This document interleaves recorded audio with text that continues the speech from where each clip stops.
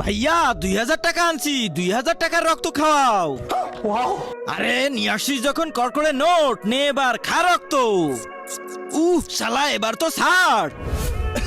ভাইয়া আজকে 500 নিয়ে আসি, জলদি 500 টাকার রক্ত খাও। এই নে ভাই, জলদি খেয়ে নে। 5000, 6000, 7000, 8000, এই দেখো এটাই রক্তের মালিক। আরে মশা, তোর সাথে এটা কে? এও আজকে আমার সাথে রক্ত খাবে কেন? আরে মালিক, এর বোনের বিয়েতে বরপক্ষরা 1 লিটার রক্ত দাবি করছে। আচ্ছা তাহলে জলদি জলদি রক্ত নিয়ে নে আর টাকাগুলো দিয়ে দে।